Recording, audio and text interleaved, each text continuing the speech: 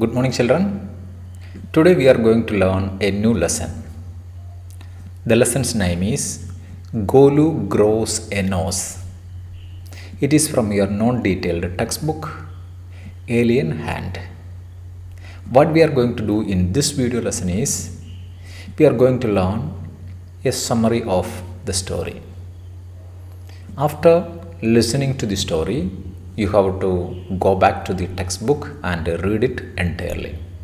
Now let us move on to the story. GOLU GROWS A NOSE. It is written by Rudyard Kipling.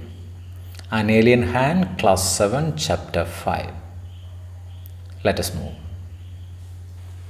GOLU GROWS A NOSE. GOLU GROWS A NOSE is a humorous story by Rudyard Kipling. Humorous here means funny or interesting story, written by Rudyard Kipling, the same author of The Jungle Book. The Jungle Book is Rudyard Kipling's most famous work. You might have seen TV shows and TV serial forms or in animated story forms the story of The Jungle Book. It is actually written by the famous author Rudyard Kipling. The story begins in the past, long years back. In past, elephants' noses were not like as of now. The elephants now have trunks, but in long past, instead of a long trunk, they had only a bulgy nose. That is why the story is interesting. It tells us about how does a trunk develop in an elephant. Long years back, these elephants had only a bulgy nose at the place of its trunks. In the forest, there was a baby elephant named Golu. He was a very inquisitive elephant. Inquisitive here means eager to learn knowledge. He was so curious in character, and the noun form of inquisitive is inquisitiveness. He always wondered for common questions. Their neighbors had no answers for them. His head was filled with numerous questions, and he used to ask his neighborhood other animals. That was his nature. That was why he was called so inquisitive in nature. What crocodiles take in dinner? One of his prominent doubts was what crocodiles take in dinner. Golu was in search of the answer to what crocodiles take in dinner. He asked this question to several animals. He raised it at Myna bird. The Myna bird suggested him to visit Great Grassy Limpopo River. She advised him to go and find out. Golu went home, took numerous sugar canes, bananas and melons and started his journey to the river. At any cost, he wanted to know the answer for this question. So he reached home and got ready everything for his long journey to the grassy Limpopo River. He collected numerous sugar canes, bananas, and melons. In the midway, Golu asked a python about a crocodile who had no clues. On the way, he met a python and he asked about this crocodile. Let us check what he asked him. He met a python and asked him, "Have you ever seen a crocodile? What does he look like? What does he have for dinner?" So, this much questions, this much doubt he raised with the python. But he didn't get any answer from the python, who had no clues. Golu helped him in coiling on the tree. Golu helped the python to coil himself on the tree branch. Next day, he reached the great grassy Limpopo River. The next day morning, he reached at the river. There he saw a log of wood. What he could see there was a log of wood at the riverside. The wood was actually a crocodile who winked at Golu. He thought that it was a log, a piece of wood, but in reality, that was the real crocodile. Look at the picture. This is a log here and a crocodile here.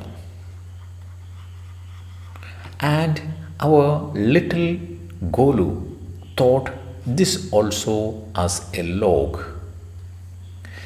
Golus fight with the crocodile. Golu asked him if he had seen a crocodile. He couldn't know that this was the real crocodile. So he went to him and asked him whether he had ever seen a crocodile. The crocodile was wanting to bring Golu close to him, but this crocodile was very crooked in nature. He wanted Golu so close to him. He said, "I am a crocodile." Now Golu asked his query. Then the crocodile disclosed himself as he was crocodile. Then the little elephant Golu raised his questions, raised his doubts to him. Now Golu asked his query. The crocodile in return replied, "Come here. I will whisper in the ear." When he asked his doubt to the crocodile invited him so close and he told him that he would whisper those secrets in his ears. Golu initially refused, but Golu sensed some danger in it going near to him. So he refused. But on insist and crocodile tears, Golu agreed. But this crocodile was so cunning. He insisted on him, and later he started shedding crocodile tears, the false tears through his eyes. Then this little elephant agreed to go near him. Once Golu came closer, the crocodile replied in his ear, "A baby elephant will be my dinner today." When this little elephant went so close to the crocodile disclosed the secret that today he was going to eat a little elephant. With this, the crocodile caught Golu by the nose. That was a thunderbolt at the little elephant's heart. With that, the crocodile caught hold of the little bulgy nose of the elephant. Golu was hurt. He asked the crocodile to leave him. Golu was feeling pain at his nose. He pleaded, to leave him. But the crocodile tightened his hold on his nose. The tussle between Golu and crocodile. Tussle here means physical fight. The physical fight. The crocodile was not going to leave Golu. The crocodile was not in a mood to leave the dinner that he planned for. He kept dragging Golu to the river. He kept dragging Golu to the river. Golu pushed his feet in the sand and started pulling his nose. Golu, with his strong legs that placed on the sands and tried to pull his maximum to the back. The python was following Golu since they met. Somehow this python sensed a certain danger with this innocent Golu. So the python followed him without his knowledge, since they met at the middle of the forest. And this python, he encircled around the stomach of Golu and kept pulling together. He immediately encircled the belly of the elephant and started pulling back together by both. With each pull, Golu's nose was becoming longer. So a tug of war situation aroused there. At one side, the mighty crocodile, and this side, the little elephant and the python. So at each pull, the trunk, the nose began to stretch up and up. It becomes longer and longer. Finally, Golu was able to escape from the grip of the crocodile. At the end of this tug of war, Golu was able to get out of the grip of the hold of the crocodile. But it hurt his nose. But it actually had hurt his nose. Golu kept his nose in water for 2 days in anticipation that the nose will shrink. Then, after this tug of war, after this tussle, Golu kept his long nose in cold water in the anticipation of it would shrink. Shrink means to become smaller. After 2 days, nose was not hurting. But after 2 days, the pain that reduced, the hurting reduced, but it did not shrink.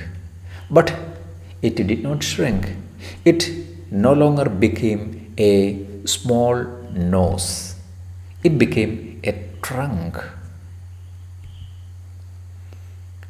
Golu was sad with a long nose and wrapped it in a long banana leaf. Wrapped here means covered. He covered it with a long banana leaf because he felt ashamed of having a long trunk, a long nose. A fly came and stung Golu. It was at this moment when he felt that ashamed of his long nose, a fly came and stung on his back. Golu hit the fly with the long trunk.